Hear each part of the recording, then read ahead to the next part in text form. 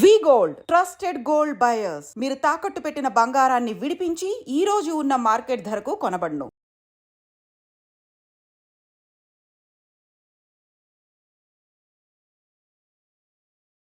నమస్కారం అమ్మా. నమస్తే అమ్మ. శ్రీమాత్రి నమః. అమ్మ, నిత్య దీపారాధన ఖచ్చితంగా చేయాలి ప్రతి ఇంట్లోనూ అని అంటూ ఉంటారు. కానీ ఈ మధ్య కాలంలో ఇంటి యజమాని మగవారు చేస్తే మంచిది అన్నారు, కానీ మగవారు చేసేవాళ్ళు చాలా తక్కువ ఉన్నారు. ఆడవారే చేస్తూ ఉంటారు నిత్య దీపారాధన. కానీ ఆడవారు కూడా ఈ మధ్య కాలంలో వృత్తిరీత్యా బయటకి వెళ్ళటం వల్ల వాళ్ళకి హరిబరి జీవితంలో చేయటానికి వీలవ్వక అరే చేయలేకపోయామనే బాధ ఉంటుంది. చేయాలంటే టైం అడ్జస్ట్ అవ్వట్లేదు. ఇదంతా ఎలా మేనేజ్ చేసుకోవాలి? నిత్య దీపారాధన ఎలా చేసుకోవాలంటారు అటువంటి వారు? అంటే ఇప్పుడు మీరు అడిగిన దాంట్లో రెండు అర్థాలు చెప్పొచ్చు నాన్న. ఒకటేమో నచ్చినట్టు చేసుకోవచ్చు చెప్పొచ్చు, అది ఇంకా అడ్వాంటేజ్ తీసుకొని చాలా మంది ఇంకా చేయడం మానేస్తారు. అంతే. ఇంకో విషయం ఏంటంటే, మన ఇంట్లో పసిపిల్లలు ఇంట్లో ఉన్నారనుకోండి, మనం ఉద్యోగం చేస్తున్నాం, వృత్తి బయటకు వెళ్ళాల్సింది, ఆ పిల్లలకి కావాల్సిన సదుపాయాలు చేసి వెళ్తామా, వదిలేసి వెళ్తామా? ఆయమ్మ ఉంది, ఆయమ్మ చూసుకుంటుంది, పైన పెద్దవాళ్ళు ఉన్నారు, వాళ్ళు చూసుకుంటారు. అయినా ఎంతమంది ఉన్నా సరే మన పిల్ల కనుక ఖచ్చితంగా ప్రాణం కొట్టుకుంటుందా కొట్టుకోదా? అవును అవును. సో భగవంతుడిని ఎప్పుడైతే మనం ఆ రూపంగా మనం తీసుకోగలిగితే మనకి ఇది కష్టం అనిపించదు. అంటే ఎన్నో ప్రోగ్రామ్స్ మనం ప్లాన్ చేసుకున్న రోజుల్లో టైంలో ఇది ఆ టైం అనేది మెయింటైన్ చేయడం అనేది ఒక 5 to 10 minutes అనేది ఈజీగా చేసుకోగలం. కాకపోతే ఏంటంటే ఇక్కడ చేయలేను అని ఒక తప్పించుకోవడానికి అవకాశాలు ఉన్నాయి కనుక చెప్పేస్తున్నాం. అదే తప్పించే అవకాశమే లేదు అన్నప్పుడు పసిపిల్ల ఖచ్చితంగా మనం కంపల్సరీగా ఆయమ్మ చూసుకున్నా, ఆయమ్మ వచ్చే టైంకి మనం కనీసం ఆమెకి రెడీగా పాలు కనిపించాలి. అప్పటికే పాల డబ్బాలో పోసి పడుతుంది. సో ఆ పాలని మనం కాచాలని అన్న ఫీలింగ్ మనకు ఉంటుంది కదా. అలాగే విషయంలో భగవంతుడి విషయంలో మనం అలా నిర్ణయాలు తీసుకుంటే, సో మనకి ఆయన అలా చేస్తే ఆయన ఏం చేస్తాడంటే మనకి టైం ఇస్తాడు. నువ్వు ప్రశాంతంగా చేసుకెళ్ళి పూజకి, నిన్ను ఎవరు ఆపుతారు, అసలు హ్యాపీగా వెళ్ళు అని చెప్పి భగవంతుడు మనకి టైం ఇస్తాడు. అంటే మనకి ప్రయారిటీ ఎప్పుడైతే ఇచ్చామో భగవంతుడికి, మనకి లైఫ్లో ప్రయారిటీ ఇస్తాడు ఆయన. సో మీ లైఫ్కి ప్రయారిటీ కావాలి అంటే మన భగవంతుని ఆరాధన అనేది చేసుకోవాలి.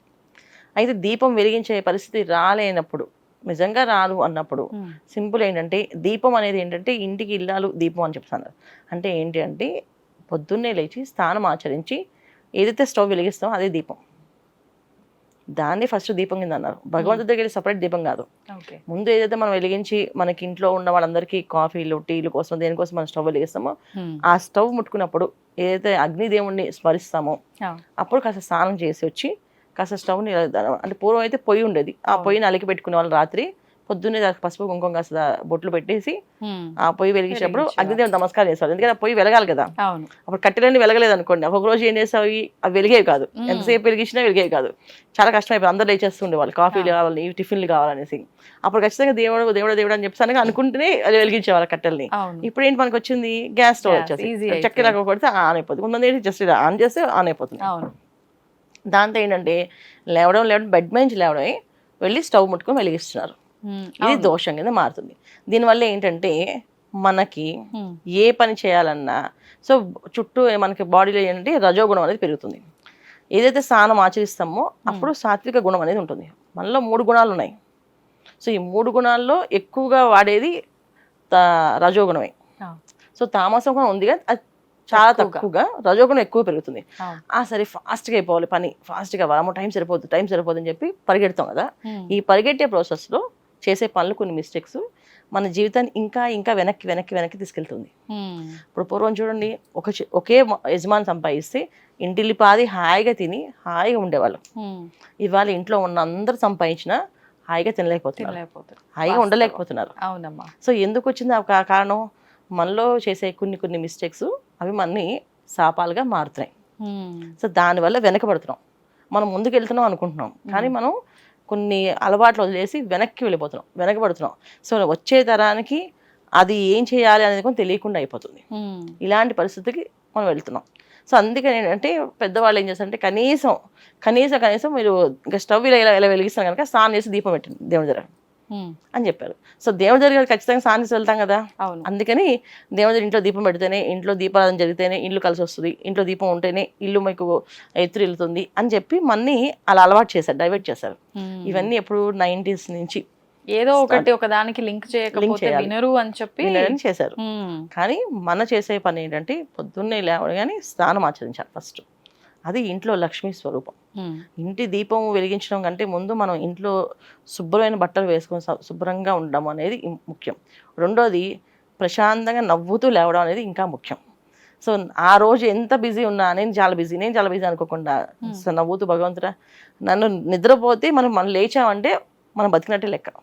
అంటే నిద్ర అవస్థ నుంచి ఒక అవస్థ నుంచి ఇంకో అవస్థకి వెళ్తాం, మళ్ళీ అవస్థ నుంచి బయటపడ్డాము అంటే ఇంకా మనకి ఈ రోజు చేయాల్సిన కార్యక్రమాలు ఇంకా ఉన్నాయని అర్థం. సో ఆ కార్యక్రమాలకి ఏ ఆటంకాలు రాకుండా విఘ్నాలు రాకుండా నేను చక్కగా చేసే విధంగా అనుగ్రహించని చెప్పి దేవుణ్ణి కోరుకునే ముఖ్య ఈ దీపారాధన, పుష్పాలు పెట్టడం. సో ఇలా చేసుకుంటూ వెళ్ళడం. ఈ వీటిని కూడా మనం వద్దు, దీని కూడా ఏమైనా ఆల్టర్నేట్ చెప్పమంటే ఇంక మొత్తానికి ఏమి చేయదు అన్న, ఏమి చేయరు, వదిలేస్తారు మొత్తానికి. అప్పుడు మనం వదిలేస్తాం, అప్పుడు పిల్లలకి ఏం నేర్పిస్తాం? రేపు పిల్లలకి అసలు భగవంతుడు ఒకటి ఉంటుంది. ఇప్పుడు చాలా ఇళ్లలో దేవుడు రూమే లేదు. అవును, ఏదో జస్ట్ 2 ఫోటోలు పెడుతున్నారు. ఏదో కొంతమంది మెడిటేషన్ చేస్తాం, మాకు భగవంతుడు అక్కడ మాకు కళల్లో మాకు అనిపిస్తుంది అని చెప్పేది తప్పేమీ లేదు.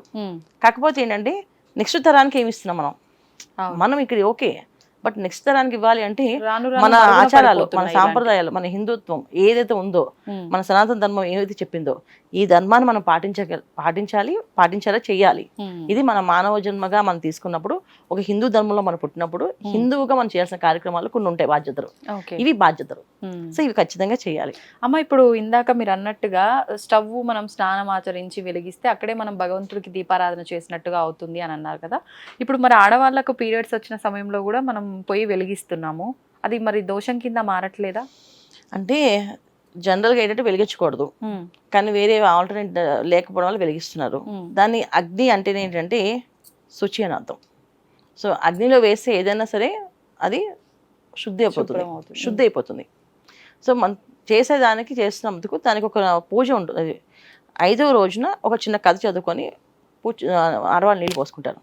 సో సూర్య భగవాన్ దగ్గర కోరుకుంటారు, తెలిసి తెలియని చేసిన తప్పులు ఏమైనా ఉంటే నన్ను మన్నించి క్షమించు స్వామి, నా దోషాలు ఏమైనా ఉంటే నువ్వు తీసుకొని పుణ్యం మాత్రం నాకు ఇవ్వు, నేను నా బాధ్యతని, నా కుటుంబ బాధ్యత కొరకు నేను చేసిన పనులు ఇవి, నా కోసం నేను చేయలేదు. ఇక్కడ ఏమైంది, నువ్వు నీ కోసం నువ్వు చేయలేదు, నీ కుటుంబం బతికించడానికి కోసం నువ్వు చేస్తున్నావు. ఇక్కడ ఆ విధంగా వస్తుంది అర్థం. సో ఇది కొంచెం చెప్పి చేసుకోమంటారు. అయితే పూర్వం అయితే ముట్టుకునేవాళ్ళు కాదు, అసలు ముట్టుకునే వాళ్ళే కాదు అసలు, కానీ ఇప్పుడు తప్పట్లేదు చేస్తున్నారు.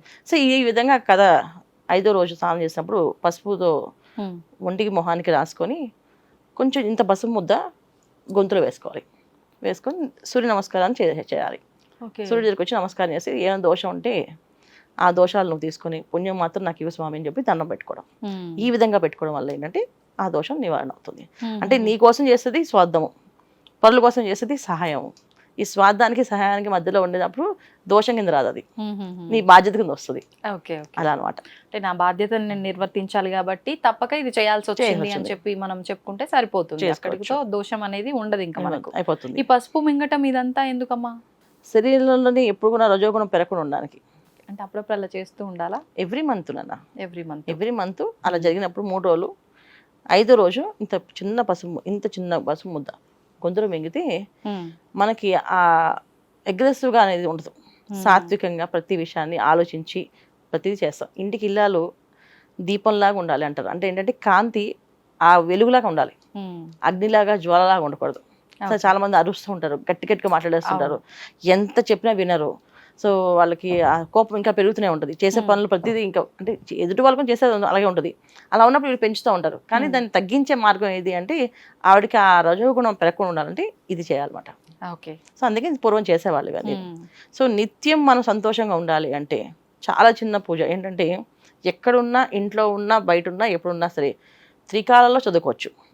లక్ష్మీ అష్టకం 8 నామాలు, ఎక్కువే ఉండవు లక్ష్మీ అష్టకాన్ని. పొద్దున్నే లేచి స్నానం ఆచరించేసి పూజ చేయాల్సిన టైం లేకపోయినా ఈ లక్ష్మీ అష్టకాన్ని చదువుతూ వంటంతా చేసుకోవచ్చు. ఆవిడ కూర్చొని చేయమని చెప్పలేదు, చక్కగా వాళ్ళు కూర్చొని చేయగలిగితే మంచిది, లేకపోతే చదువుకుంటూ చేయొచ్చు వంటంతా. ఇది ఆడవాళ్ళకి మాత్రం ఈ నియమం, మగవాళ్ళకి కాదు. ఒకవేళ జర్నీ చేసే సమయంలో కూడా చాలా మంది ఎక్కువ అవర్స్ జర్నీ చేసే వాళ్ళు ఉంటారు, అలా కూడా చదువుకోవచ్చు చక్కగా. అయితే ఏంటంటే జర్నీ చేసినప్పుడు అంటే అందరూ ఉంటారు కనుక మనసులోనే చదవాలి. సౌండ్ కానీ మన శబ్దం కానీ కదలిక కానీ బయటకు రాకూడదు. ఎందుకంటే వేరే అసూచంతో ఉన్న వాళ్ళకు ఉంటుందా, వాళ్ళు వింటే అదొక దోషం. ఓకే. సో ఆ సూచనలో ఉన్న వాళ్ళకి వినిపించినట్టుగా వాళ్ళు విన్నట్టుగా ఉంటే అదొక దోషం కింద మారుతుంది మనకి. సో జర్నీలో ఉన్నప్పుడు ఏంటంటే మనసులో ఖచ్చితంగా అన్నిటిని చదువుకోవచ్చు. ఇది త్రికాలాలు చదువుకుంటే ఇంట్లో ఎప్పుడు కూడా సంతోషంగా ఉండడానికి, ఆనందంగా ఉండడానికి మార్గాలు కనిపిస్తాయి. ధనం అనేది ఎప్పుడు వస్తూ ఉంటుంది. ఇది చాలా సింపుల్ పూజ, చాలా ఈజీగా చేసుకోవచ్చు. కాకపోతే ఏంటంటే కాస్త మనసు ఆవిడ మీద లగ్నం చేయాలి. ఎందుకంటే లక్ష్మి అంటేనే స్థిరంగా ఉండదు, ఆవిడ వెళ్ళిపోతూ ఉంటుంది. సో మన మనసు లగ్నం లేకుండా ఏదో చదివేసాం, చదివేసాం, ఇది కూడా స్పీడ్ చదివామంటే ఇంకా అయిపోయింది.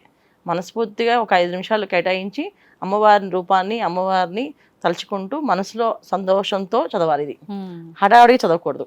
ఆ కేటాయించిన సమయం కూడా అటు ఇటు ముచ్చట్లు పెట్టుకుంటూ ఫోన్లు చూసుకుంటూ ఇదంతా లేకుండా ప్రశాంతంగా ఆ ఇచ్చిన టైంని అటు కేటాయించేస్తే ఆ ఫలితం ఆటోమేటిక్ గా వస్తుంది. సాయంకాలం ఇంటికి వచ్చేస్తున్నారు చదవచ్చు. కాబట్టి రాత్రి కూడా స్నానం చేసి శుభ్రంగా కూర్చొని ప్రశాంతంగా చదవచ్చు అమ్మవారి దగ్గర.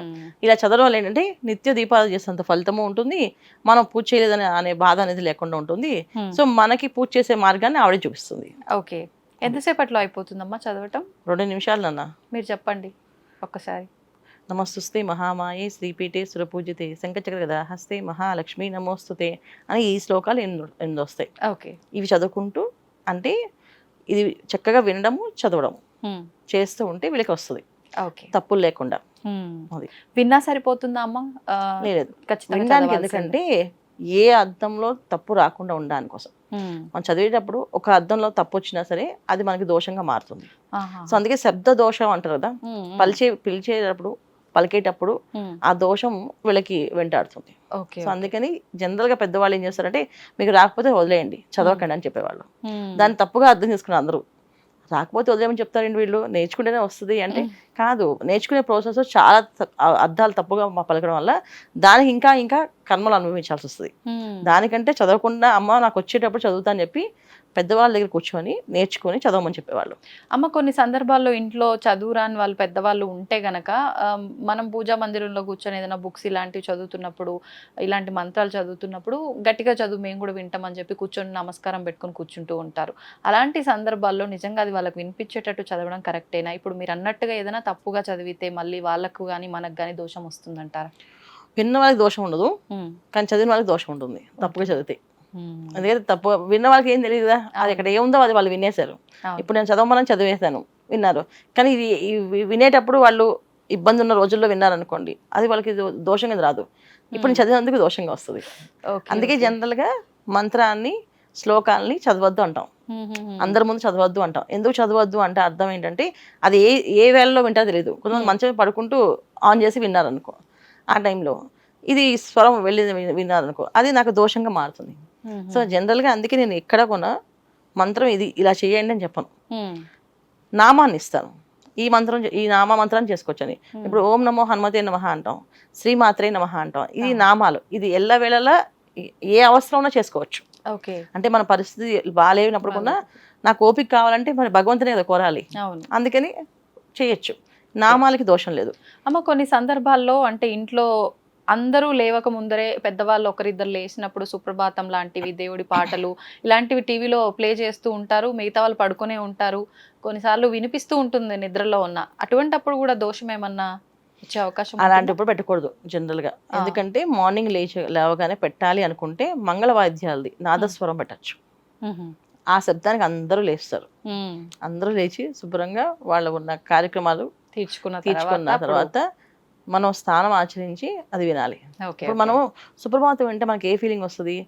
తిరుమల వెంకటేశ్వర స్వామి గుడి, స్వామివారి దగ్గరికి వెళ్ళినట్టుగా, అక్కడికి వెళ్ళి దర్శనం చేసుకున్నట్టుగా, ఆ రూపాన్ని మనం చూస్తున్నట్టుగా అనిపిస్తుంది. అలాగే మనకి ఏదైనా అమ్మవారి శ్లోకాలు, లలిత సహస్రం ఉంటే అమ్మవారి రూపం కనిపిస్తుంటుంది. సో అమ్మవారి రూపాన్ని మనం ఎలా దర్శిస్తున్నాం?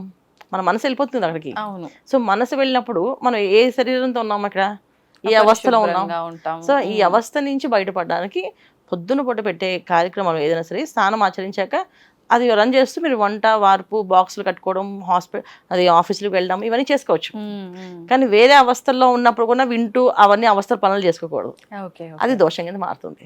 అది. ధన్యవాదాలమ్మా, చాలా మంచి విషయాలు తెలియజేశారు. నమస్తే అమ్మా. శ్రీమాత్రే నమః.